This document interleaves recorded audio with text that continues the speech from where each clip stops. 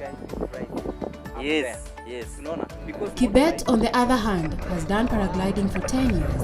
He is now among the league of professionals after several years of helping his counterparts to assemble paragliding gear at the takeoff and landing areas.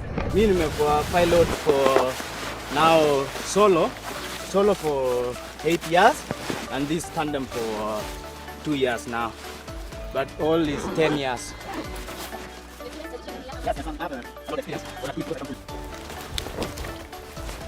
Now we go. There. This is a game of winds. The perfect time to fly is in the early hours of the morning. We studied yesterday the weather pattern. We knew it was going to rain, it was going to be cloudy, the strength of the wind and the direction. So when you are going to land, like now we are waiting for the last passenger to be carried, the most important thing is to see the strength of the wind and which direction you are. It's just like an aeroplane. You land against the wind. Yes, for instance now you see those our windsock. You see they are facing northeast. It's just like we call it, you see the wind is coming from Longonot, that's the Longonot crater, or it's like west to south, it keeps on changing. So when you are coming to land, you position yourself, see the strength, and then you land. And you prepare your passenger. If you don't have a sock, there's another way you detect which direction the wind is going fast, which is going slowly.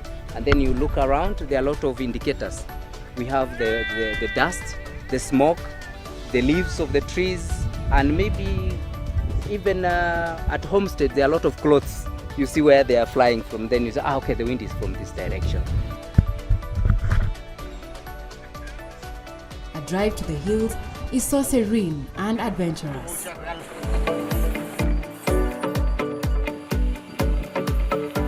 David Chege is the windman of these sports at Camp Mawingu, Kenya, a spot for tandem paragliding flights, hilltop camping experiences, and yoga with a spectacular view.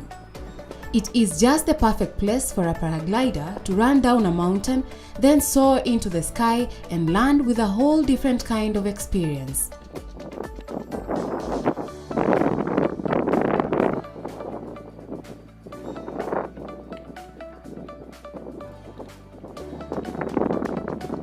Chege has to monitor the wind before any glide takes off. Kuna good wind for flying, kuna bad wind for flying. You can't fly with bad wind. So wageni wakiingia, mimi na advise based on wind. Sasa upepo kama ni inazidi, namwambia you don't have to go now. But for a day there must be a window for flying. Even if it's one, there must be. So now I learned how to match the wind. So early in the morning when the onset of rainfall it's all calm na nagojea. Sasa ikinyesha wingu inatulia. Ikitulia sasa upepo nayo inatulia. Ina moderate. Season inaanza ya paragliding. So kama saa hii season inaenda, sasa ingine inaend to the onset ya mvua. Mvua ikiisha inaanza tena. Ikinyesha inaanza. Okay, I've flown in Ethiopia, flown in Uganda, and then I also did my training, beginner, intermediate, advanced in Eastern Europe, in Bulgaria, a place called Sopot. With the good winds, both the pilots and passengers can enjoy a flight for minutes or hours, depending on the thermocurrent, speed, type of paraglider, or the pilot's weight.